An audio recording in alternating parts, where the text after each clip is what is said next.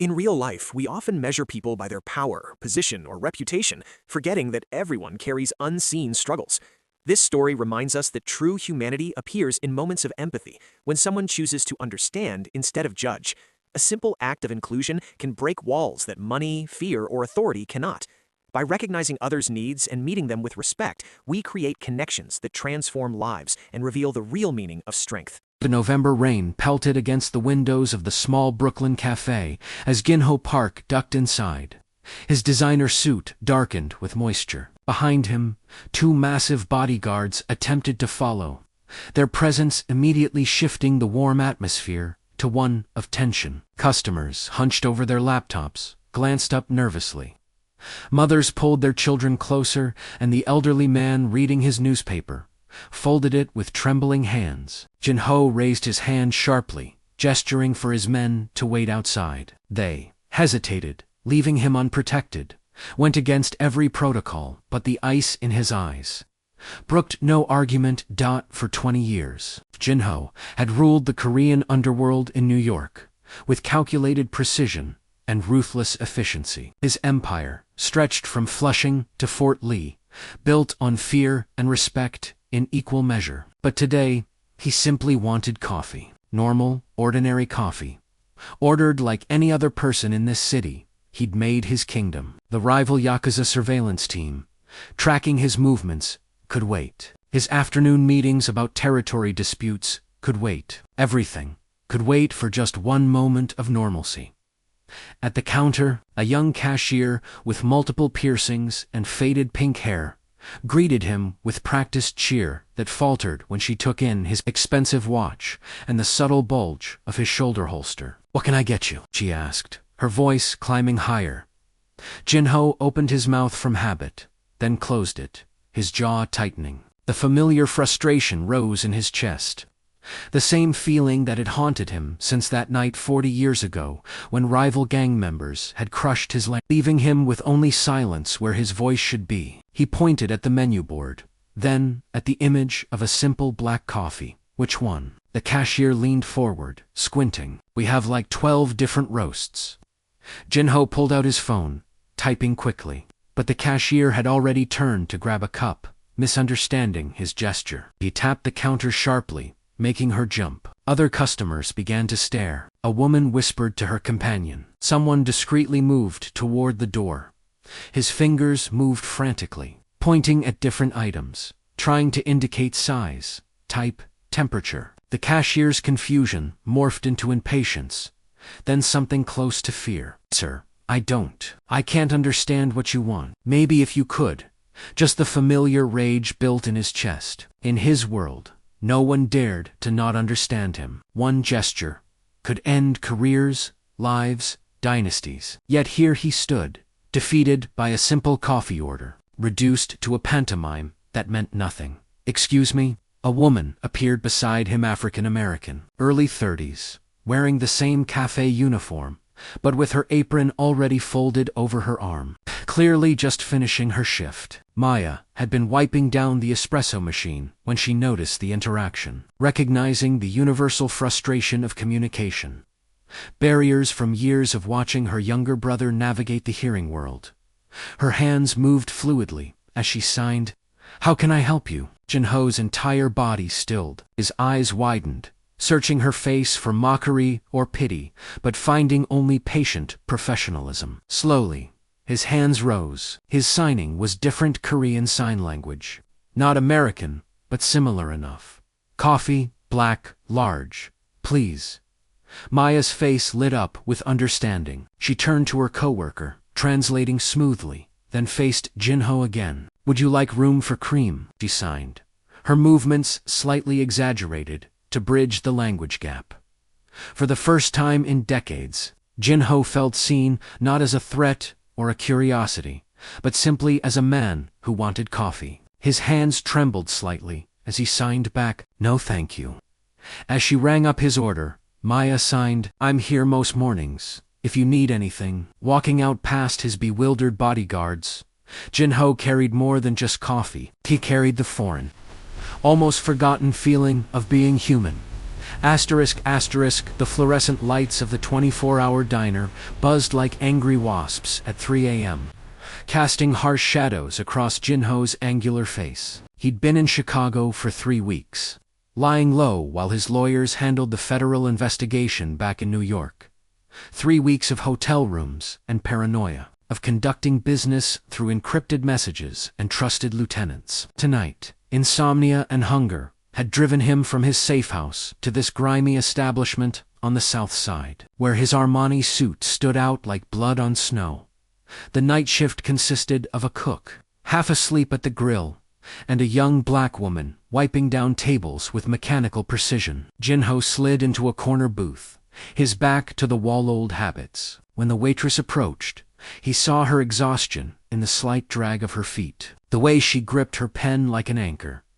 He pulled out his leather notebook, writing his order in precise block letters. Black, coffee. EGGS, over easy. Wheat toast. He slid it across the table.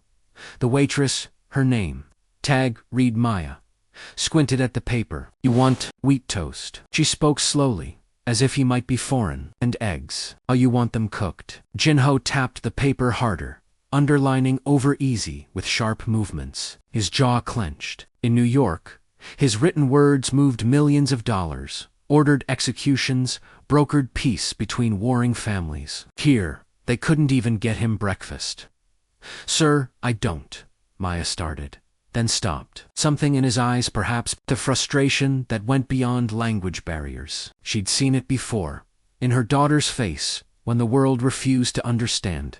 Tentatively, her hands rose. The signs were basic, mixed with gestures anyone might understand. You can't speak. Jinho's breath caught. Slowly, he signed back in Basel, knowing she wouldn't understand but desperate to communicate with someone who recognized his silence as more than a choice. His hands moved rapidly, then stopped.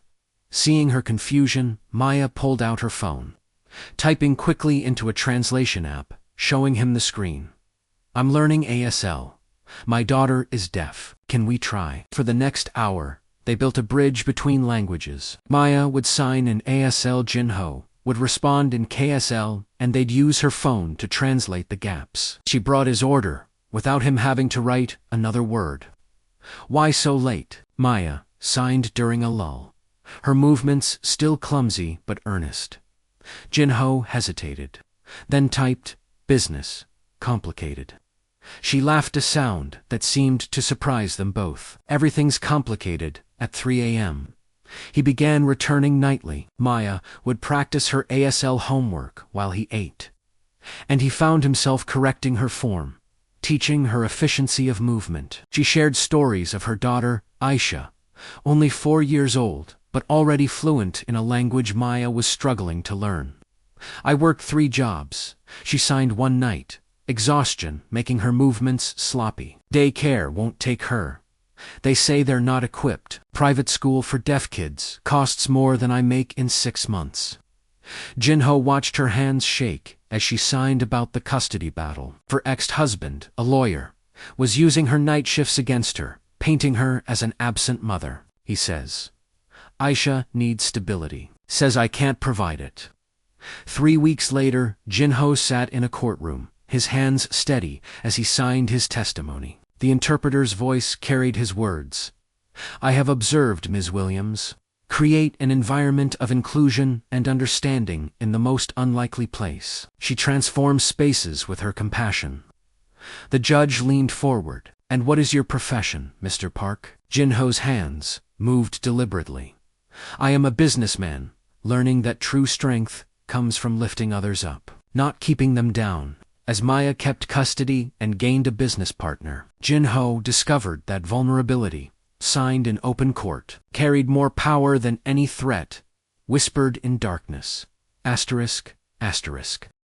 The Atlanta skyline glittered like false promises as Jinho Park stood in his penthouse office, reading the latest reports from Seoul. For 30 years, he'd built an empire on silence's muteness, a secret so closely guarded that most believed he simply chose not to speak, adding to his mystique. In Korea, subordinates knew to watch his hands interpret his written commands, and never question the system. But Atlanta was proving different. The southern city's underworld didn't fear him yet. And establishing operations required personal meetings that his usual protocols couldn't accommodate. The coffee shop on Peachtree Street buzzed with morning energy when Jinho entered. His handler unexpectedly detained by police, a clear message from local competition. The clandestine meeting was in 20 minutes. He had no choice but to order alone at the counter. The barista, barely out of his teens, rattled off options with practiced speed. "Welcome to Roasted. What can I get started for you today?" Jinho pointed at the menu board, then at his throat, shaking his head. The universal gesture for "can't speak" that had worked in a dozen countries. The barista's smile faltered. "Do you want to write it down?" He pushed a napkin forward, but the morning rush pressed behind Jinho. Someone coughed impatiently. The barista's fingers drummed the counter. "Sir, I need you to order. There's a line." Jinho's chest tightened. His hands, steady enough to count millions in cash, trembled as he tried to write. The pen slipped. Sweat beaded on his forehead. The mighty boss who'd ordered executions with a gesture couldn't order coffee. His breathing quickened too fast, too shallow. "Hey, breathe with me." A black woman appeared beside him, her movements calm and deliberate. Maya had been restocking cups when she noticed the familiar signs, the panic in his eyes, the frustrated gestures, the crowd's impatience. She'd seen it countless times. With the refugees she helped navigate American bureaucracy. She placed a laminated menu on the counter pictures, with multiple languages beneath each item. "Take your time," she said gently, then signed, "Are you okay?" Jinho's world tilted. Someone had seen through his carefully constructed armor to the frightened man beneath. His hands rose shakily, signing in KSL, "Can't breathe." Maya didn't understand the exact signs, but she recognized the language of distress. She guided him to a corner table, bringing water, signing slowly, an ASL safe. Here, no rush. The meeting was forgotten. For the first time in decades, Jinho's empire didn't matter. He returned the next day and the next. Maya would take her breaks with him, teaching ASL while learning KSL phrases. She shared stories of the refugees she helped, families fleeing violence, professionals reduced to minimum wage because their degrees meant nothing here, children translating for parents in hospitals and courts. "Language barriers don't make people less human," she signed one afternoon. "They just make the world harder to navigate." Jinho thought of his own organization, how he'd dismissed anyone who showed weakness, how he'd built hierarchies based on fear rather than understanding. Maya's words haunted him as he recognized his own employees in her stories. The Korean grandmother working in his restaurant, who'd been a professor in Seoul. The mute security guard he'd hired only for intimidation factor. When ICE raids swept through Atlanta, targeting the very communities Maya served, Jinho faced his choice. Several refugees worked in his legitimate businesses. Protecting them meant exposing his network to scrutiny. He chose humanity. His lawyers worked overtime, providing legal aid. His properties became safe houses. His reputation in Seoul's underworld took hits as rivals sensed weakness. But in Atlanta, something different emerged. The coffee shop became neutral ground, where his organization conducted business in sign language, where former refugees found employment with dignity, where Maya's foundation, funded by his transformation, provided interpretation, services, and cultural bridges.